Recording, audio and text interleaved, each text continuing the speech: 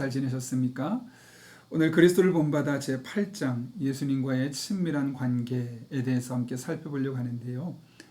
우리가 지난 월요일부터 매일 기도 운동을 시작했습니다. 저도 아침에도 말씀 듣고 기도하고 또 저녁에도 함께 제시해주는 기도문을 갖고 함께 읽어나가는 과정을 통해서 정말 저도 모르게 예수님을 더 깊이 생각하고 예수님과 조금 더 가까워졌다라는 생각을 하게 됩니다. 오늘 우리가 살펴볼 예수님과의 친밀한 교제도 사실 기도와 연관되어 있죠. 보통 우리가 하는 기도는 무언가를 얻어내기 위하여 또 나의 부족한 부분을 채우기 위하여 하나님께 기도하는 경우가 참 많은데, 사실 기도의 가장 궁극적인 목적은 얻고 채우고 이거보다는 하나님과 더 끈끈한 이런 영적인 교제를 이루는 것에 목적이 있습니다.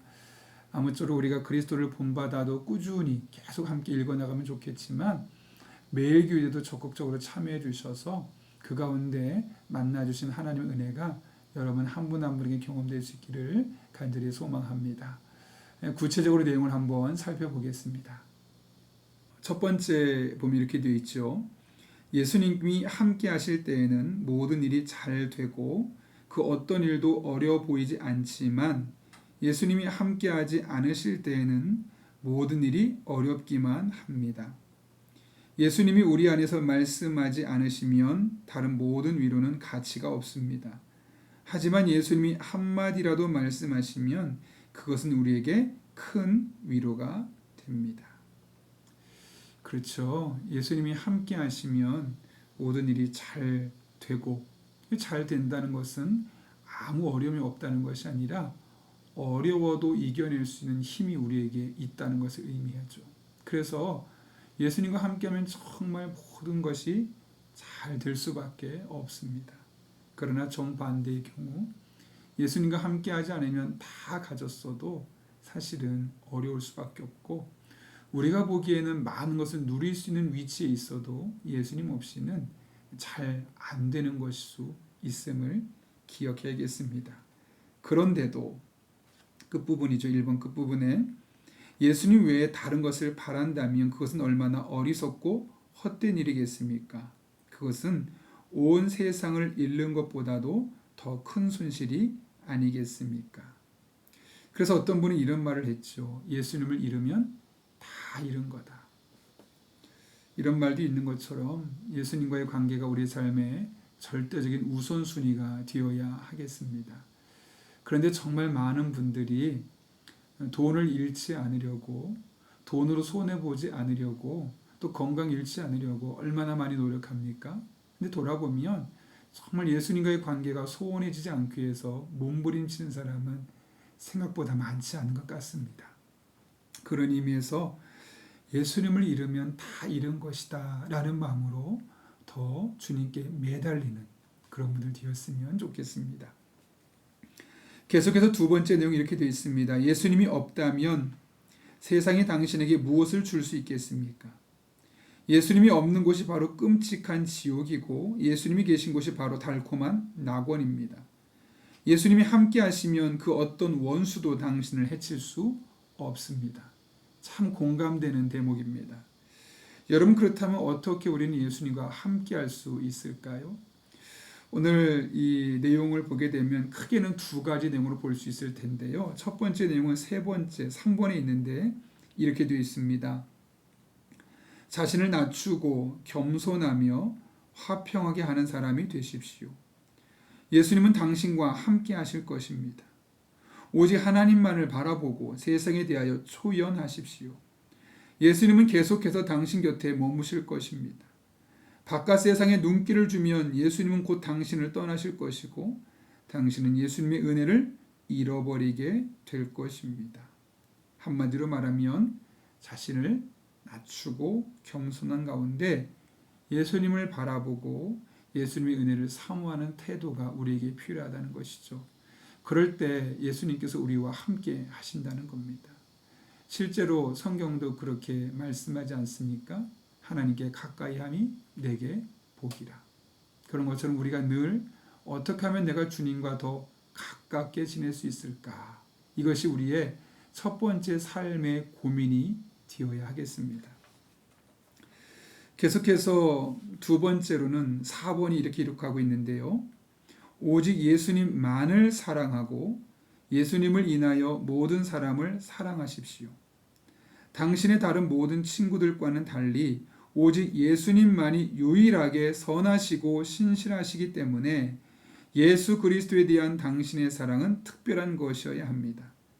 예수님으로 인하여 그리고 예수님 안에서 친구들과 원수들을 똑같이 사랑하시고 그들 모두가 예수님을 알고 사랑하게 해달라고 그들 모두를 위하여 기도하십시오. 예수님을 적극적으로 사랑하라는 것, 또 예수님을 사랑하는 만큼 또 예수님에게 받은 사랑만큼 다른 사람들을 사랑하며 살아가는 것, 이를 위해서 다른 사람을 위해서 기도하는 것, 그것이 우리가 예수님과 늘 동행하는 방법 중에 하나임을 말씀하고 있습니다. 마지막입니다. 우리 5번 내용을 함께 읽어보려고 하는데요. 당신의 내면이 그 어떤 피조물에도 얽매임이 없이 비어있고 순수한 상태가 되게 하십시오. 주님이 얼마나 아름답고 매력적인 분이신지를 보고자 한다면 순수하고 빈 마음으로 예수님께 나아가야 합니다. 계속해서 끝부분에 보면 이렇게 중간 부분이네요. 하나님의 은혜가 어떤 사람에게 임할 때에는 그 사람에게는 모든 일이 가능합니다. 반면에 하나님의 은혜가 떠나면 사람은 궁핍하고 연약해지며 마치 채찍질을 당하도록 넘겨진 사람처럼 되어버립니다. 이런 상태가 되지 않도록 우리의 마음을 비고 순수한 상태로 유지하는 것. 비워야지만 채울 수 있죠.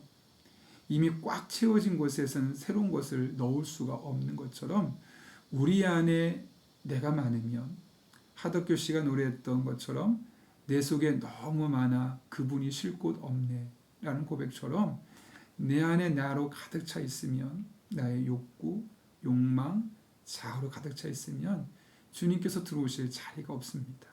철저하게 비워내고 주님으로 꽉 채워진 삶을 살아갈 때 오히려 그로 말미암아 우리는 모든 것을 가진 것처럼 모든 것을 누리며 살아갈 수 있고 또 우리에게 주어진 상황을 예수님의 눈으로 정확하게 바라볼 수 있는 것이죠.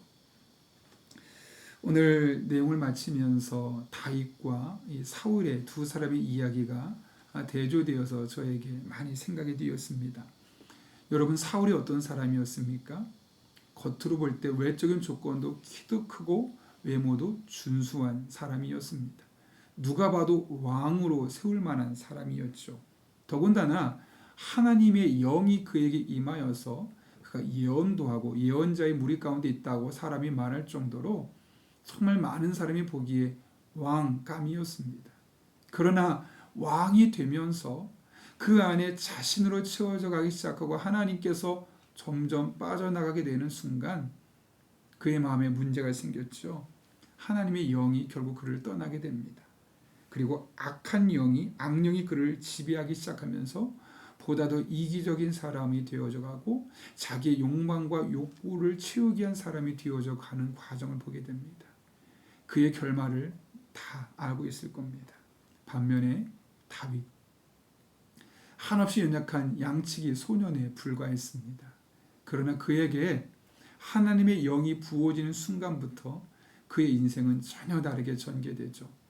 가지고 있는 조건은 너무나 열악하고 부족했지만 결국 다윗과 골리앗의 싸움에서 하나님의 이름을 붙들고 승리하게 되어지고 많은 사람이 사울과 비교하며 사울은 천천히지만 다윗은 만만이라고 말할 정도로 많은 사람에게 지도자로 인정되어 가고 결국 이스라엘의 왕으로서 하나님의 나라를 확장시킨 그런 위대한 인물로 쓰임받을 수 있었던 것을 기억합니다. 여러분, 단순한 조건만 보면 사울과 다윗, 사울이 훨씬 더 조건을 가지고 있었습니다. 그러나 다윗에게는 가장 중요한 것이 있는데 시편의 말씀을 40편을 넘게 쓸 정도로 하나님을 향한 갈망, 목마름이 있었고 그것이 결국 하나님이 그와 함께하며 그에게 다양한 은혜를 베풀 수밖에 없었던 겁니다. 가장 큰 은혜라 한다면 사울은 자신이 멸망해 가는 순간까지도 자기가 하나님으로부터 얼마나 멀어져 있는지를 인식하지 못했다는 것이고, 다윗은 큰 잘못을 하고 나고 나서 자신이 하나님으로부터 얼마나 멀어져 있고 그것이 얼마나 큰 죄인지를 깨달을 수 있는 은혜가 있었다는 겁니다. 여러분, 이 두 사람의 인생을 보며 우리가 오늘 주제처럼 예수님과 친밀한 교제를 이룬다는 것이 얼마나 귀하고 복된 것인지를 새삼스럽게 깨닫게 됩니다. 아무쪼록 저를 비롯해서 우리 용인영락교회 모든 성도분들은 이 내용을 묵상하는 가운데 하나님과 예수님과 더욱더 친밀해지는 영적인 교제를 이루고 그 안에서 그렇게 하나님과 친밀한 사람들만 누릴 수 있는 삶의 간증과 고백들이 넘쳐날 수 있기를 예수님의 이름으로 축복합니다. 우리 함께 기도하겠습니다. 거룩하신 아버지 하나님, 많은 사람들이 더 크고 좋은 집을 위해서, 더 넓은 차를 얻기 위해서, 더 비싸고 맛있는 음식을 먹기 위해서, 더 여유로운 곳에서 시간을 보내기 위해서 몸부림치며 살아가지만 더 하나님과 더 예수님과 친밀한 관계를 교제를 이루기 위해서 몸부림치는 사람은 그렇게 많지 않음을 보게 됩니다.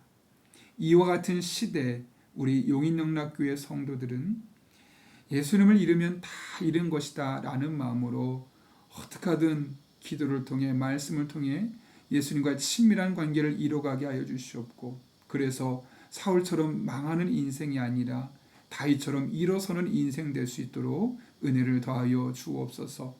우리 성도 한 분 한 분의 가정 가운데 크고 작은 어려움들, 기도 제목들이 있습니다. 특별히 우리가 3주간 이어지는 매일 기도 운동을 하는 과정을 통해 적극적으로 참여하게 도와주시고, 그렇게 우리의 삶의 크고 작은 문제들을 하나님 앞에 내려놓을 때 새롭게 하시고 일으켜 주시고 복 주시는 하나님의 풍성한 은혜가 우리 성도들의 삶에 임하게 하여 주옵소서. 예수님의 이름으로 기도하옵나이다. 아멘.